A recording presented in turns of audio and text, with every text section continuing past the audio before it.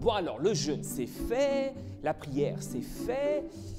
Maintenant on est supposé parler de la Bible! Ah oui, c'est ça! La Bible, vaste sujet. D'ailleurs, hein, qui dit Bible, dit aussi... Yeah! Hey, mais qu'est-ce que tu fais? On a tous compris que t'aimes beaucoup faire ton show, mais on va se passer de tes remakes de chansons bien connues. Ça me fait de la peine. Donc, qui dit Bible, dit aussi sujet difficile à résumer en un seul vlog, hein. Et dire qu'il a eu nous chanter une chanson juste pour ça. Merci Olaf de nous avoir évité ce malaise. Toujours est-il qu'on est là pour essayer d'en savoir plus. Alors, commençons par le b.a.-ba biblique. C'est quoi la Bible? La parole de Dieu? Exact, la parole de Dieu. Ça paraît facile à dire, mais est-ce que vous réalisez? Quoi? La parole de Dieu! Pas la parole d'un homme ou d'un auteur pris au hasard. La parole de Dieu, le Dieu qui a tout créé. Le Dieu infiniment grand au-dessus de tout, qui détient tout pouvoir dans le ciel et sur la terre. Bref, le Dieu tout-puissant. Dieu tout-puissant, rien n'est impossible, tout devient possible en toi. Donc clairement, hein, c'est loin d'être un simple bouquin destiné à prendre la poussière sur nos étagères. Je vais laver un petit peu. N'empêche que c'est souvent ce qui se passe, hein. Mais si c'est la parole de Dieu, est-ce que ça veut dire que c'est Dieu qui l'a écrit? Ouais, en fait, non. Mais c'est quand même la parole de Dieu pareil. En fait, plus concrètement, la Bible est un recueil d'écrits, tous écrits par des hommes, mais inspirés par Dieu. D'ailleurs, ces hommes, hein, tels que Moïse, David, le prophète Isaïe ou encore l'apôtre Paul, ne se sont jamais dit en écrivant ce qu'ils ont écrit. Les gars, et si on écrivait un livre ensemble? Ouais, bonne idée. Ouais, super. Mais on l'appellerait comment? Et pourquoi pas la Bible? Ah ouais, c'est bon ça. Oui, mais n'oubliez pas que le plus important, c'est... Qu'il soit inspiré de Dieu. Ben oui. Bah alors les gars, on n'attend pas Polo. Non, on n'attend pas Polo. Je vous ferai dire que moi aussi, hein, j'ai écrit des choses.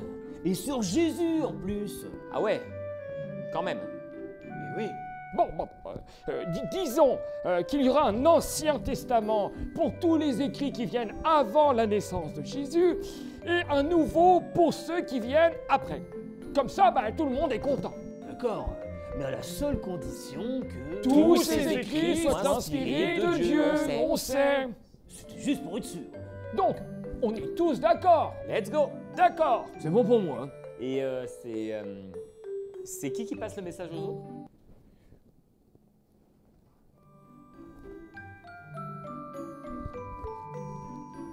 Tout ça pour dire que les choses ne se sont pas du tout passées comme ça.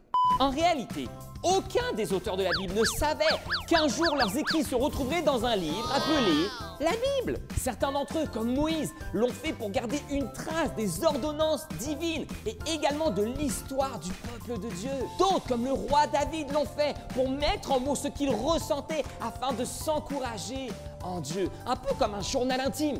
Et d'autres encore, comme l'apôtre Paul, ont écrit des lettres pour enseigner les premiers chrétiens et les encourager à suivre Jésus. Quelle que soit leur intention de départ, Dieu utilisait tous ces hommes et leurs écrits de l'Ancien jusqu'au Nouveau Testament pour dévoiler au monde son grand projet pour sa création et se révéler à l'humanité. En bref, tous les auteurs bibliques ont sans savoir contribué à façonner ce que nous appelons encore aujourd'hui la Bible, la parole de Dieu. C'est fou, hein? Mais comment je peux savoir si la Bible est vraie? Comment je peux savoir que tout ce que la Bible dit est vraiment arrivé? Ok, en fait, il y a plusieurs façons de le savoir. Mais malheureusement, je pense que je n'aurai pas le temps de tout expliquer dans cette vidéo. C'est pourquoi je te recommande fortement de regarder cette superbe série de vidéos réalisée par Bible Project sur la Bible. Le lien est dans la description.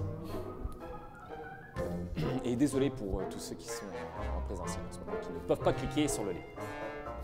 Et dommage, tu vas devoir regarder de nouveau la vidéo chez vous. Dans ces vidéos, je suis certain que tu y trouveras toutes tes réponses. Et crois-moi, ils sont bien meilleurs que moi pour te l'expliquer. Maintenant, je crois malgré tout que la vraie question à se poser à ce sujet est plutôt qu'est-ce que la Bible produit en moi? Lorsque je la lis attentivement, lorsque j'essaie de la mettre en pratique dans ma vie, est-ce qu'elle change les choses autour de moi? Est-ce qu'elle me change? Moi, est-ce que je la sens vivante en moi? Si oui, je crois que la réponse à savoir si la Bible est vraie est donc oui.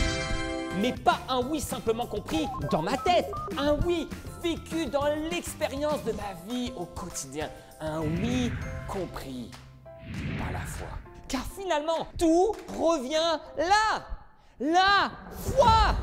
Est-ce que je décide de placer ma foi en Dieu et sa parole ou non? Et il est très important de comprendre, les enfants, que toutes les connaissances à ce sujet ne suffiront jamais. La connaissance nous conduit simplement à une étape inévitable, le pas de foi. Une réponse non pas basée uniquement sur toutes sortes de réflexions logiques ou rationnelles, mais une réponse basée sur une expérience réelle et vivante avec Dieu qui me convainc au plus profond de mon cœur que Dieu, sa parole, que tout cela est vrai. Eh bien, tout me paraît clair. Ah ouais, tu trouves?